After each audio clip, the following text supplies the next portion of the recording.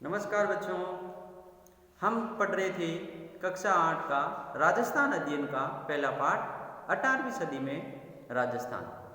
और पिछली क्लास में हमने पढ़ा था कि 18वीं शताब्दी में राजस्थान की राजनीतिक स्थिति क्या थी और किस प्रकार मुगल जो शासक है उनकी शक्ति कमज़ोर होने लगी और इधर दक्षिणी भारत में मराठाओं की शक्ति में वृद्धि होने लगी। और केवल वृद्धि नहीं हुई बल्कि राजपुताना के शासकों के आंतरिक मामलों में भी मराठे अब अपना हस्तक्षेप करना शुरू करने लग गए थे।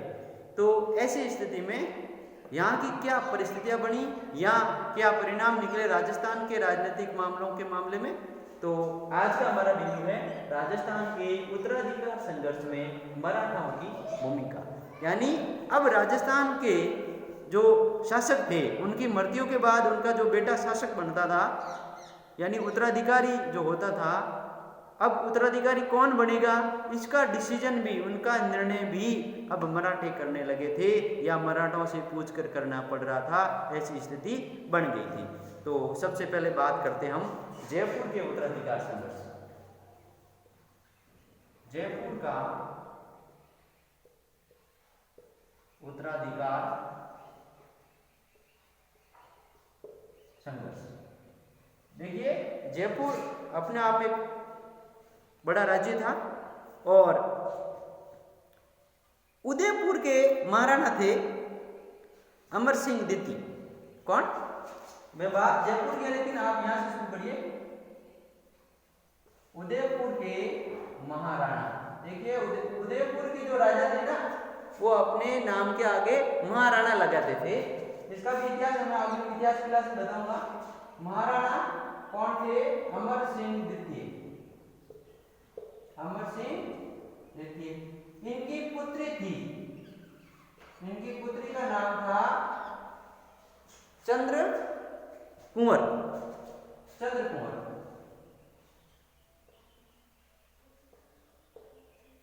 इनका विवाह हुआ था जयपुर के शासक सवाई जयसिंह से। सवाई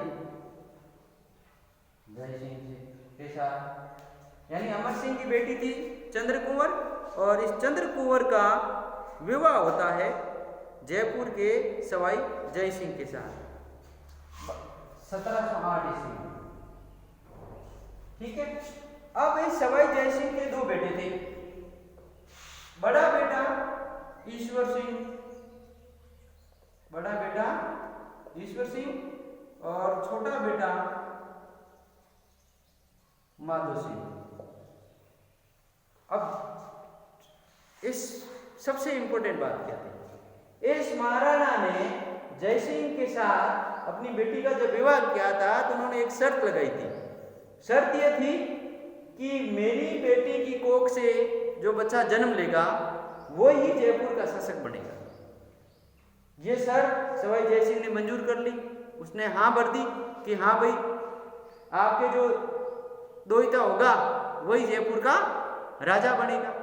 लेकिन इस राजा के भी तो दो रानियां थी और बड़ा बेटा उस रानी से पहले हो गया, यानी ईश्वर सिंह बड़ा बेटा था इसका।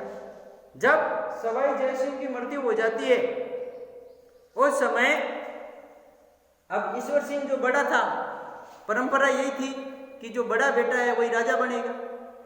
तो ये ईश्वर सिंह राजा बन गया, शासक बन गया जयपुर का। लेकिन इस माधो सिंह के नाना अमर सिंह ने जयसिंह के साथ शर्त लगाई हुई थी कि भाई मेरे दोहिते को तो राजा बनेगा। अब इस माधो सिंह ने क्या मराठों से, मराठा सरदार था उस समय होलकर, इस होलकर के साथ मिलकर ईश्वर सिंह से, वो अपने भाई से ही लड़ाई करता है, ईश्वर सिंह से लड़ाई करता है। और इन दोनों भाइयों के बीच में दो युद्ध होते हैं। कितने युद्ध होते हैं? एक तो होता है राजमहल का युद्ध और एक होता है बगरू का युद्ध, बगरू का युद्ध। अब भाइयों भाइयों के बीच में युद्ध हो रहा है, किनकी सहायता से? मराठाओं की सहायता से। यदि ये मराठा इस माधो सिंह को नहीं उकसाते तो ईश्वर सिंह शासक बना हुआ ही था, लेकिन ये उनको मराठे इसको माधो सिंह को उकसाते हैं, अरे तेरे नाना को ने तो तुझे राजा बनाने के लिए बोला था, तेरे राजा ने तो शर्त की थी इसके साथ, राजा तुझे बनना चाहिए। अब ऐसी स्थिति में दोनों भाइयों के बीच में युद्ध होता है और अंततः ईश्वर सिंह खुद है वो आत्महत्या कर देता है। अपने पारिवारिक कलह की वजह से उसको लगता है कि मेरा परिवार अब ठीक नहीं है, ये सब मेरी वजह से हो रहा है, इसलिए वो खुद ही अपने आप ही आत्महत्या सुसाइड कर लेता है। तो ये राजस्थान के इतिहास में एक पहला शासक था जिसने अपने पारिवारिक वजह से आत्महत्या की थी। तो इस प्रकार राजस्थान के जयपुर के उत्तराधिकार के मामले में सबसे पहले मराठे अपना हस्तक्षेप करते हैं और किस प्रकार वो दोनों भाइयों को आपस में लड़वा देते। उसी प्रकार जोधपुर का भी उत्तराधिकार युद्ध हुआ था। जोधपुर के उत्तराधिकार के मामले में भी इन मराठाओं ने हस्तक्षेप किया था। यहाँ का शासक था राम सिंह। जोधपुर का कौन था? राम सिंह और भगत सिंह। इन दोनों के बीच, दोनों भाइयों के बीच में संघर्ष हुआ और दोनों ने मराठों से सहायता लेनी शुरू की। फिर पेशवा, देखो मराठा में भी अलग अलग थे, पेशवा, सिंधिया, होलकर, गायकवाड़, अलग अलग इनकी पेशवाओं की भी थी। तो इन सब ने इन दोनों की अलग अलग प्रकार से सहायता शुरू की और अंत में दोनों को आधा आधा राज्य देकर राजी किया गया। इन सब से एक बात समझ में आती है कि अब मराठे है जो धीरे धीरे राजस्थान की राजनीति में भी हस्तक्षेप करने लगे। अब इस वजह से यहाँ के जो सामंत थे, यहाँ के जो सामंत थे, जो जागीरदार थे, उनकी स्थिति कमजोर पड़ने लग गई थी। आगे है मेवाड़ का उत्तराधिकार युद्ध।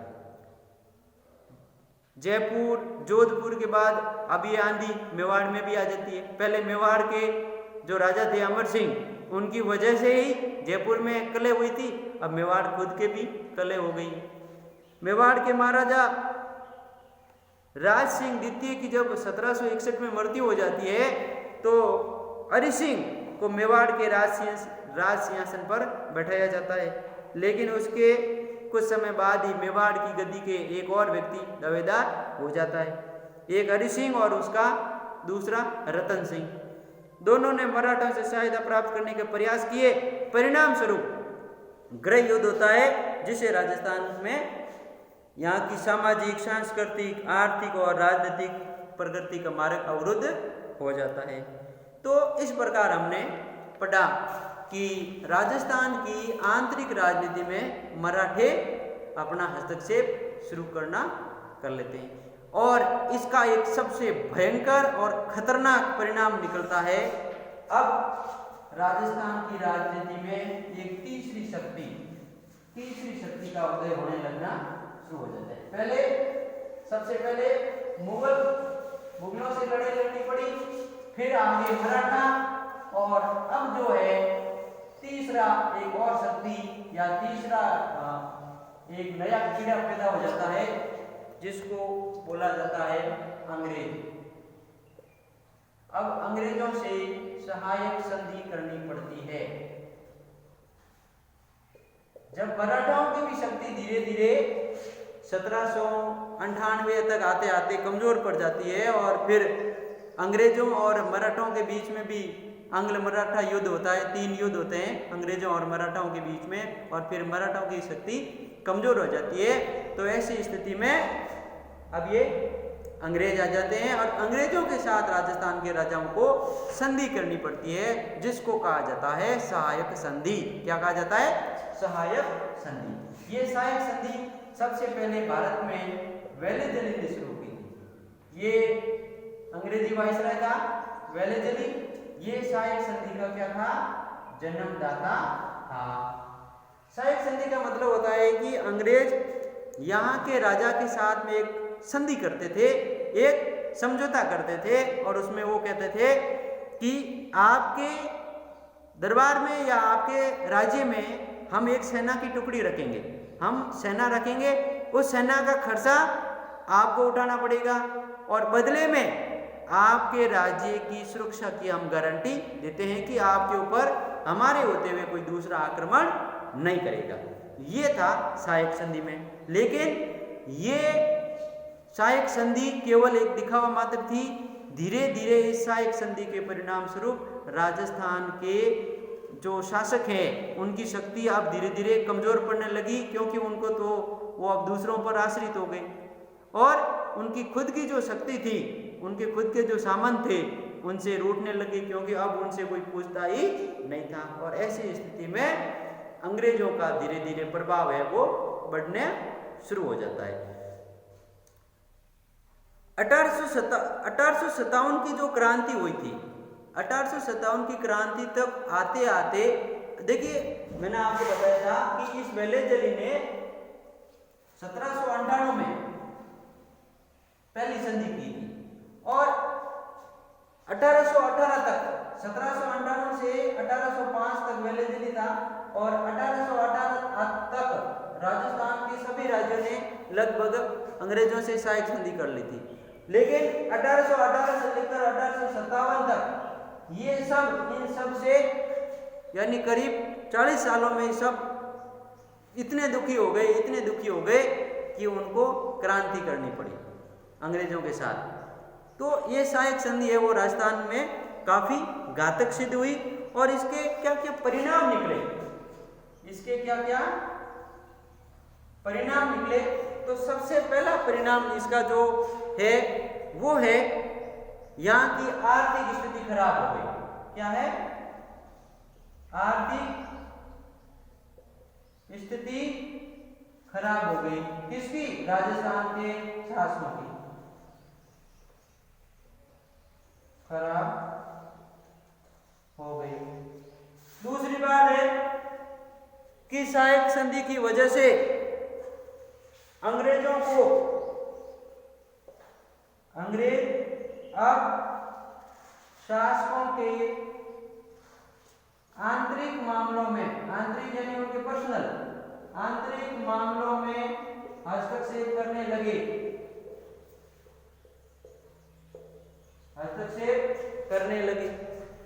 तीसरी बात है सामंत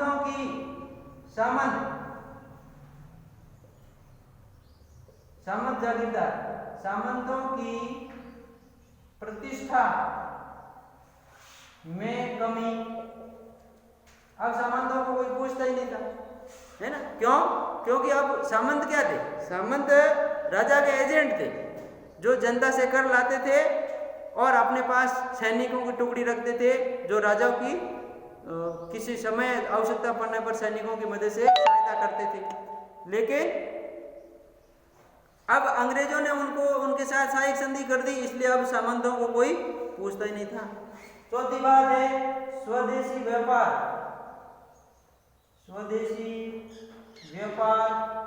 उद्योग धंधे ठप हो गए। क्यों? क्योंकि जो कच्चा माल था वो अब अंग्रेज ले जाते थे। और सबसे बड़ी पांचवी बात है ईसाई मिशनरियां